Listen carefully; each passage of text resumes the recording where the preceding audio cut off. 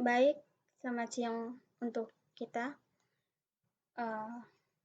Di video ini saya akan mereview buku yang berjudul Korupsi, Kewirausahaan, dan Kesejahteraan Sosial, Perspektif Globalisasi. Sebelum saya masuk pada pembahasan review buku, saya akan memperkenalkan diri saya. Baik, nama saya Monica Marta Seran, NIM 1703 0063. Saya dari kelas B reguler pagi semester 7. Ini program studi sosiologi Fakultas Ilmu Sosial dan Politik Universitas Nusa Cendana Kupang. Sebelum masuk pada review buku ini, dalam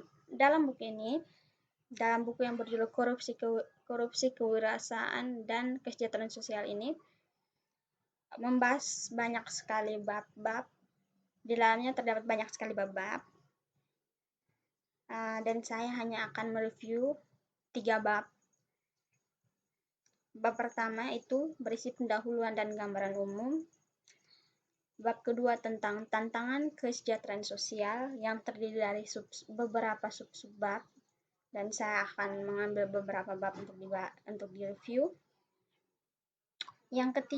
Bab ketiga itu tentang kewirausahaan sebuah tinjauan.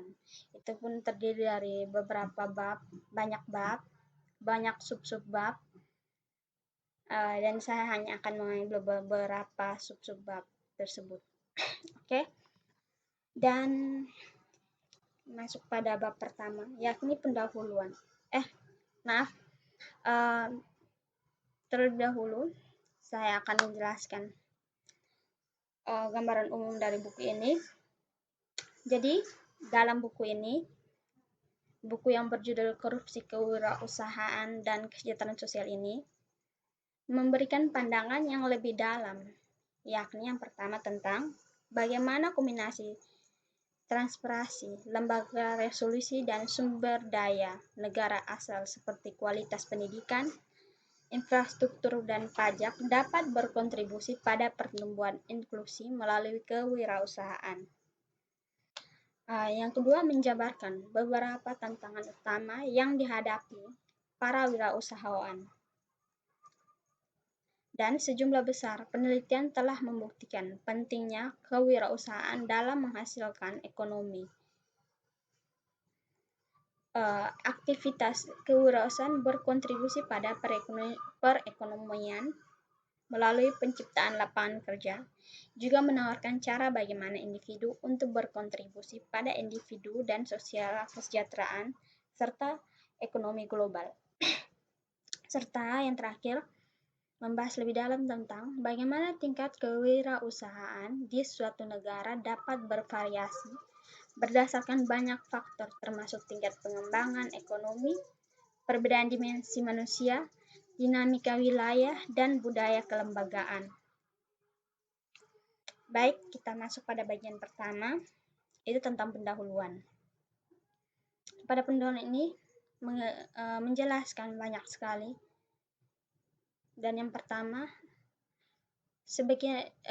menjelaskan bahwa sebagian besar populasi dunia hidup dalam kemiskinan. Globalisasi dari resi global barbar ini telah mempengaruhi individu di negara maju dan berkembang dengan lebih kuat dan efek di negara berkembang.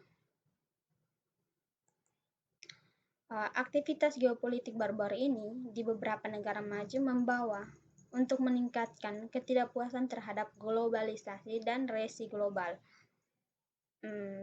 Bagian ini juga menjelaskan para pendukung globalisasi, di mana para pendukungnya berpendapat bahwa globalisasi berkontribusi pada pertumbuhan ekonomi melalui pengembangan teknologi, kewirausahaan, aktivitas inovatif, peningkatan efisiensi dan produktivitas.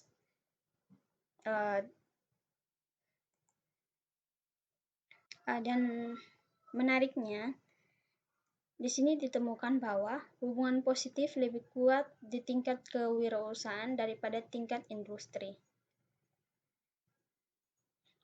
Long et al. 2011 menunjukkan bahwa keterbukaan perdagangan meningkat inovasi tingkat perusahaan menggunakan kesimpulan perusahaan heterogen dan ukuran inovasi yang mencakup penelitian dan pengembangan.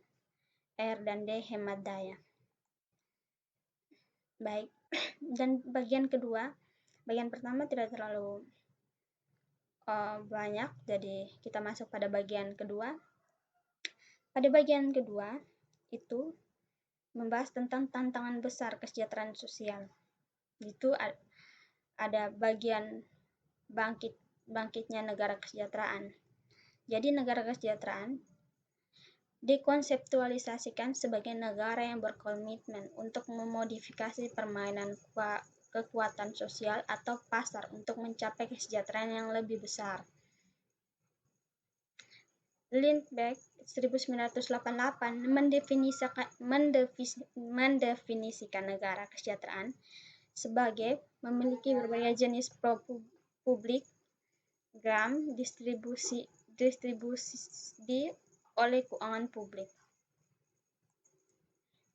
Pemerintah dapat menciptakan bantuan sosial untuk asuransi, membantu mereka yang membutuhkan, dan sebagian besar program ini menyediakan layanan keterkaitan perawatan kesehatan, pengasuhan dan pendidikan, jaminan sosial, dan pelayanan untuk tua.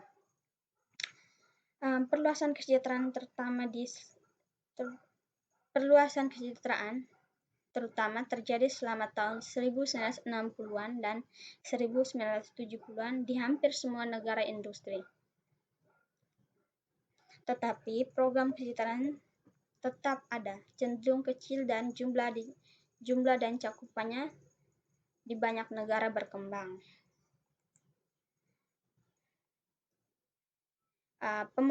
Pembangunan negara kesejahteraan sosial dikaji melalui 3 lensa ilmiah utama, yakni teori modernisasi politik atau teori yang berpusat pada negara, dan teori sumber daya. Teori modernisasi berfokus pada pembangunan, sejak itu meningkatkan ketentuan negara kesejahteraan. Politik atau berpusat pada negara bagian, mengikuti jalur negara maju. Banyak perkembangan dan kemunculan ekonomi telah mengadopsi kebijakan kesejahteraan, tetapi efektivitas negara sebagai penyedia layanan semakin diawasi. Dalam sejarah belakangan ini, banyak negara maju telah berpindah dari status kesejahteraan menuju kesejahteraan masyarakat.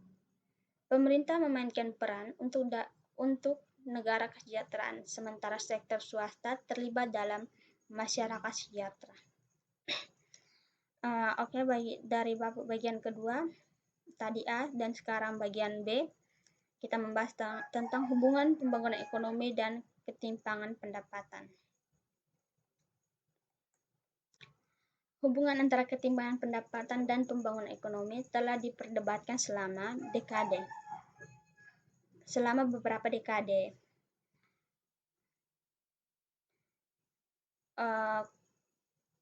Kuznets 1959 menunjukkan bahwa hubungan berbentuk U. Perkembangan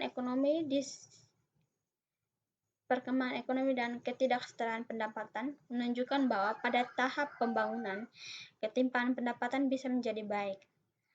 Teori dan studi empiris menunjukkan bahwa ketidaksetaraan menghalangi pembangunan ekonomi.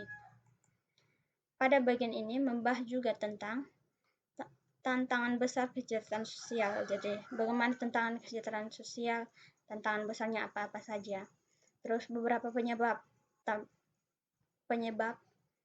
tambahan yang mendasari ketimpangan.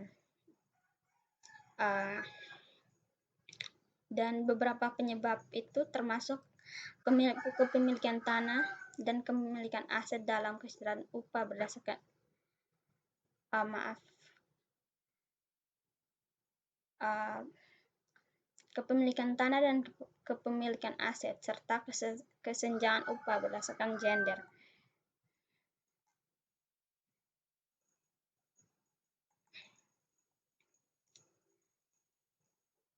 Berikut, motivasi adalah kekuatan mendorong utama di balik keterlibatan dalam aktivitas kewirausahaan.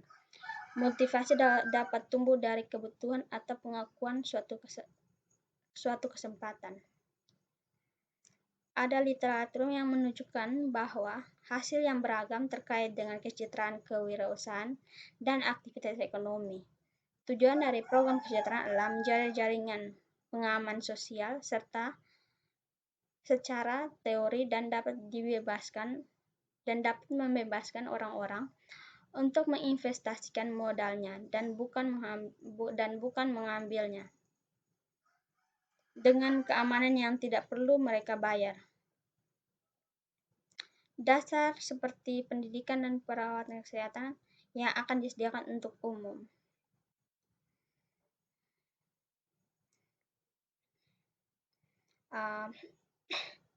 Menginvestasikan modalnya dan bahkan mengambil resiko seperti memulai bisnis.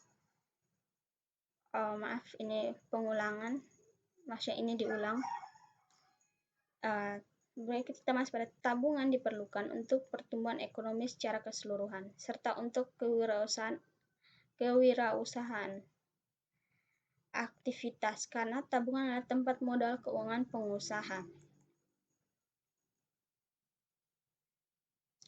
Baik, kita masuk pada poin berikut, perlindungan dan tantangan sosial bagi pemerintah. Pemerintah dapat menyediakan barang pribadi seperti pendidikan dan layanan kesehatan. Dibandingkan negara maju, negara berkembang cenderung memiliki pendapatan yang lebih sedikit dan kapasitas yang lebih sedikit dalam sistem pengumpulan pajak dan pendapatan, mengatur dan menegakkan kebijakan secara efektif. Selain itu, negara berkembang memiliki basis pajak yang terbatas dibandingkan dengan negara maju, yang dapat disebabkan oleh beberapa masalah terkait seperti sektor formal dan yang rendah berpartisipasi.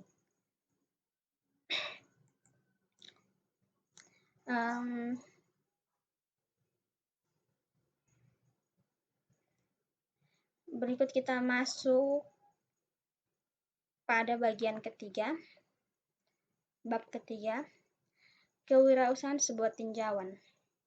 Di situ membahas tentang kewirausahaan dan lingkungan eksternal. Kegiatan di mana kegiatan kewirausahaan dinilai memberikan kontribusi positif bagi masyarakat melalui penciptaan lapangan kerja dan tunjangan lainnya. Namun tidak semua negara mengalami hal serupa. Perkembangan ekonomi memiliki pengaruh yang signifikan, berdampak pada aktivitas kewirausahaan, dan negara yang lebih maju cenderung menghasilkan lebih banyak aktivitas kewirausahaan. Kewirausahaan memainkan peran yang lebih penting, tetapi dari kewirausahaan itu ada untuk menghasilkan pertumbuhan. Berikut kita masuk pada perdebatan terkait kewirausahaan, di mana tidak ada definisi yang pasti tentang kewirausahaan. Sebelumnya di bab di atas sudah ada sedikit definisi tentang kewirausahaan. Di sini pun bab ketiga pun membahas tentang definisi. Baik, kita lanjut. Sebaliknya, itu mendefinisikan dengan cara yang berbeda oleh disiplin ilmu yang berbeda. Dua ahli ini, Wencrass dan Trunk, 1999 halaman 46-47 mendefinisikan kewirausahaan sebagai kemampuan dan kemauan individu baik sendiri, dalam tim, di dalam maupun di luar organisasi yang ada untuk satu, melihat dan menciptakan peluang ekonomi baru berupa produk baru, metode produksi baru, skema organisasi baru, dan konsep pasar produk baru binasi. Dan kedua, memperkenalkan ide-ide mereka di pasar dalam menghadapi ketidakpastian dan lainnya kendala dengan membuat keputusan tentang lokasi, bentuk, dan penggunaan sumber daya dan lembaga. Berikut kita masuk pada ukuran kewirausahaan. Itu mirip dengan konseptualisasi kewirausahaan. Masih ada ketidaksetujuan tentang bagaimana itu dipromosikan dan diukur. Operasi literatur yang ada diasolasi kewirausahaan dalam beberapa cara, termasuk sebagai wirausaha baru, perusahaan formal, kewirausahaan yang baru lahir, dan perusahaan baru.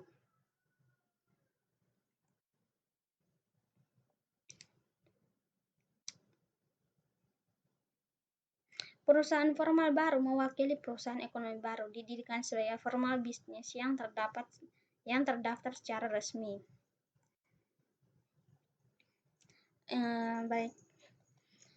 Berikut kita masuk pada tren kewirausahaan pria dan wanita dan bukti kinerja Venture.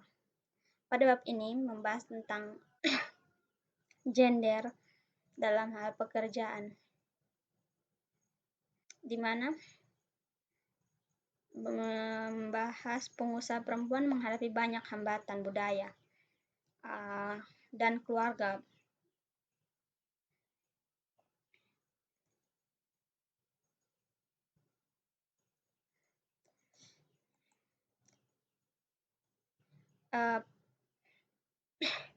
Anggota wanita masyarakat dapat berkontribusi pada kegiatan ekonomi produktif jika mereka mampu memanfaatkan peluang untuk berinvestasi seperti melalui sumber daya manusia sendiri. Di sini terakhir tentang perbedaan gender dalam preferensi untuk kewirausahaan.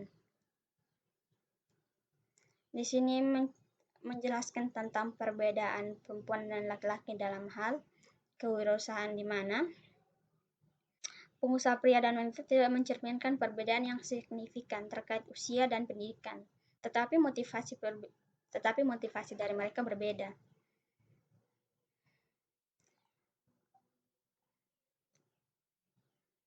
Dan kita langsung pada bagian terakhir. Perempuan seringkali diharuskan menunjukkan lebih banyak kemampuan dibandingkan laki-laki untuk keuangan seperti lembaga keuangan formal, dalam hal bank. Perempuan di negara berkembang juga menghadapi diskriminasi budaya dan sistematis seperti hak terbatas untuk memiliki properti, kurangnya hak untuk memiliki properti, dan kemauan untuk berpartisipasi pasar tenaga kerja mempengaruhi ketersediaan pendapatan dan pengeluaran pembebasan wanita.